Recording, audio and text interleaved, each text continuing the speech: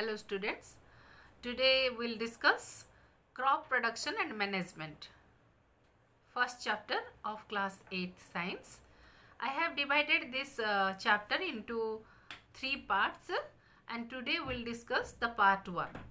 And in part 1 the point of discussion are why crop production and management is required, then agricultural practices, cropping patterns in India, then basic practices of crop production.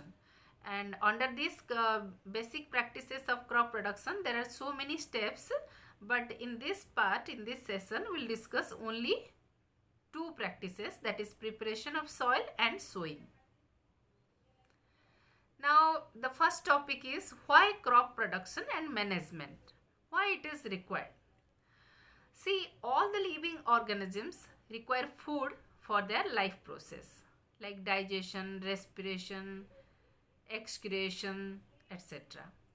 And plant can make their own food by the process of photosynthesis, but the animals including human being cannot prepare their food themselves, and so they have to depend upon the plants. Therefore, in order to provide food for a large population, regular production and proper management and distribution of food is very, very essential. And this is the main motto of crop production and management. Now, this crop production includes your agriculture, and there are certain agricultural practices which improves the production of the crop. So under this heading we'll discuss what is crop and why variety of crops are produced in India.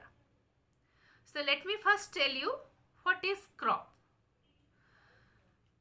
When the same kinds of plants are grown at one place on a large scale, it is called a crop.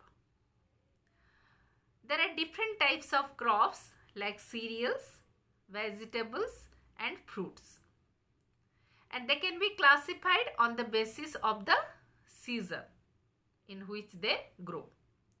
There are certain crops which are grown in summer, certain crops grown in rainy season, certain crops grown in winter season. And you might have observed that India is having a vast variety of crops. Different types of crops are grown in India. What is the reason behind this? Because India is a vast country, no doubt. Here, the climatic condition like temperature, humidity and rainfall vary from one region to another region of the country. And because of this reason, there is a rich variety of crop grown in different parts of India. Okay. Now, crop patterns in India. So, as I have told you, our country has a big diversity. Despite of its diversity, the whole crop is divided into 2 broad cropping patterns. They are Kharif crop and Rabi crop. So let me first tell you what is Kharif crops. The Kharif crops are grown in the rainy season. And the rainy season in India is generally from June to September. And the Kharif crop includes paddy, maize, soybean, groundnut, cotton, etc. So here in the diagram you can see some of the Kharif crops, that is paddy, maize and cotton. Now next, what is the other cropping pattern? That is your Rabi crops. These are the crops which are grown in the winter season and their time period is generally from October to March. And this crop includes your wheat, gram, pea, mustard and linseeds. And besides this, pulses and vegetables are also grown during summer at many places. And here the picture of some of the Rabi crops are there, that is wheat, pea and mustard. Now, what are the basic practices of any kind of crop production? We have to follow certain activities or certain steps for the production of any kind of crops, may it be Rabi crop or Kharif crop. So what are those activities? All those activities which are undertaken by the farmers for the cultivation of crop over a period of time is called agricultural practices. And what are the activities included under this? The activities are serially preparation of soil, next sowing, adding manure and fertilizer, then irrigation, then protecting from weeds, then harvesting and lastly storage. So these activities are conducted by the farmers systematically.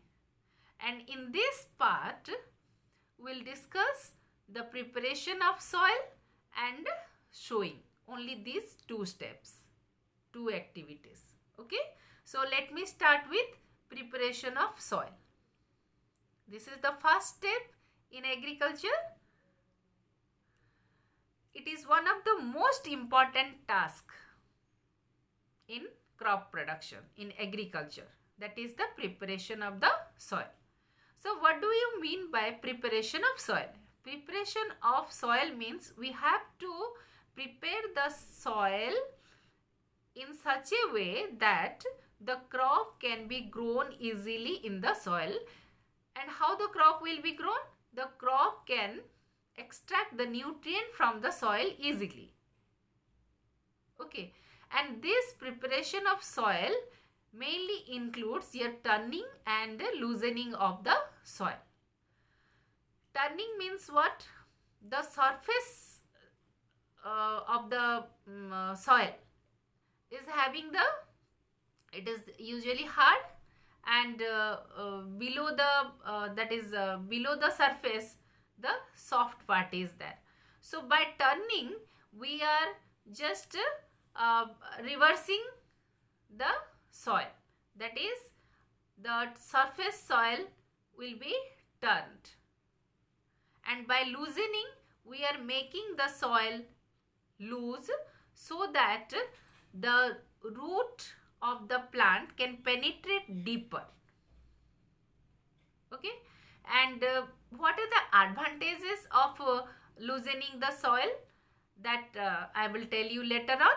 But how this loosening of the soil is done? This is done by two instruments or two devices. One is your plow and other one is your hoe. And the process of loosening and turning of the soil is called tilling or plowing. And as I have told you, this is usually done by plow, but sometimes it is also done by the hoe.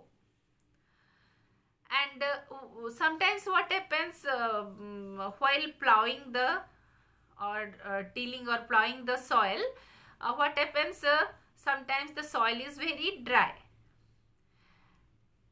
So it will be very difficult for plowing. So in that case, we have to water the soil before plowing. So after watering, the field is plowed, and the plowed field may have big pieces of soil. And these big pieces of soil are called crumbs. And it is very essential to break these crumbs with a plank It is a device with which these crumbs are beaten and they are converted into small particles, soil particles. Okay, and after breaking the crumbs, the field is leveled. Unless it is leveled, there will be it is not possible to sow the seeds uniformly, and also it is not convenient to irrigate the field. So how this leveling is done? The leveling is done by leveler. It is another instrument which is attached to a tractor, and that is called leveler. Okay, and this leveler makes the soil uniformly, soil to distribute uniformly, so that it will be easier for sowing and irrigation. Okay, now what are the advantages of preparation of soil, loosening of the soil? I will come to that, but before that, you see what is the structure of a plow. See, here you can see the plow. Nowadays we are not using the plow, but in villages the poor farmers are using the plow even nowadays.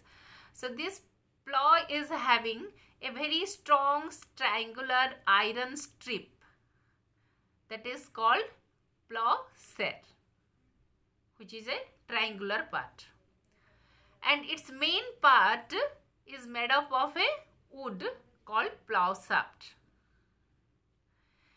and there is a handle at one end of the shaft, and the other end is attached to the beam.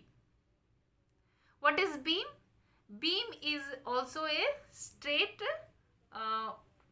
wooden rod like structure which is placed on the bull's neck, and the bulls are tied to the beam, and it is moved by the plow is run by the bullocks, I mean the bulls. So this is the structure of plow and how it works. The next, I was talking about hoe. This is the structure of hoe, and this hoe has it is used for both removing the weeds. What are weeds and why it is needed to be removed, that I will discuss in my next part of this topic. It is used for removing the weeds and loosening the soil. It has a long rod of wood or iron. A long wood is there, or it is made up, here it is made up of iron.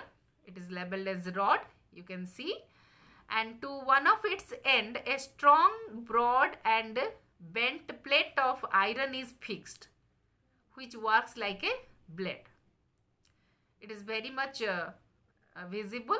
It is leveled, that is there is a grip, and on one side, and on the other side there is a bent plate, and that bent plate is used, that is the most important part, that is used for tilling or turning the soil. Now what are the benefits of loosening the soil? Let me go back to the previous slide. So see, by loosening the soil, the first thing is that since the soil is loosened, sufficient amount of oxygen can be held by the air, because the space between the soil is increased. So now the soil can hold sufficient amount of oxygen. So therefore the roots of the plant can penetrate deeper and they can breathe easily. They can get sufficient oxygen. And as they can penetrate deeper, so they can absorb the nutrients from the soil easily. And besides that, as the soil is getting sufficient amount of oxygen, the friendly microorganisms which are responsible for the fertility of the soil can also grow properly. And this is another advantage of loosening the soil. Now next, what is the next step? The next step is your sowing. Now after plowing, after tilling and plowing, the field is ready for sowing the seeds. And it is the most important part of crop production. But before sowing, we have to select good quality seeds. If the quality of seeds are not good, then the growth of the crop will not be there, or proper growth of the crop will not be there. Therefore, it is very, very important to select the good quality seeds. And what are good quality seeds? The good quality seeds are clean and healthy seeds. It should not be hollow. Okay. So, farmers prefer these type of healthy seeds which are clean, which are not having any fungal infection, or which are not hollow. These type of seeds are selected by the farmers to get a high yield, high production. Okay. But how to select the good quality seeds? There is a simple method, simple activity by which we can know which seeds are of good quality and which seeds are of bad quality. Let us take a beaker. In the beaker, let us take some amount of water, and to that water we will add the seeds. We have to stir it. After 1 or 2 minutes, we'll see that some seeds are floating, whereas some other seeds are sinking. They are sinked at the bottom. So those seeds which are floating on the surface of the water are the bad quality seeds. Why they are floating? Because they are hollow and light. That's why they are floating. They are not healthy seeds. But those seeds which sinks in water are not hollow. They are heavier. That's why they sink. And they are the good quality seeds. This is how we have to select the good quality seeds. Then next, the seeds are ready. Good quality seeds are ready. Now, how to sow the seeds? We have to sow the seeds in such a way that the seeds should be distributed in the field in a uniform manner, so that the plant, after its germination, after the seed is being germinated, during the growth of the plant should get sufficient sunlight. Each and every plant should get sufficient sunlight, and then nutrient from the soil. So for that purpose, what we have to do? We have to prevent overcrowding. That means at a particular place there should not be more seeds. Okay. So there are different kinds of tools used for sowing the seeds. The traditional tools which are usually used by the farmers, it is we used to use generally, but there is a modern tool also that we'll discuss. So what is the traditional tool? I'll show you the diagram. In this tool, you can see here, you can see that the bullocks are there, and there are two persons. There is a funnel like structure. the funnel is having a tube, 2 or 3 tubes are there, and or you can say the pipes are there. The seeds are put in the funnel, and then what happens, through the pipes the pipe is put inside the soil, and the seeds are sown through the pipes. Okay, so this is the role of traditional tool. Okay, so here at a time what happens, more than one seed may be sown in a particular place.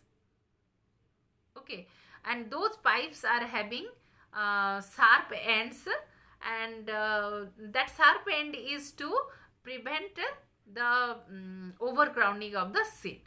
But still then sometimes more than one seeds are sown in a place.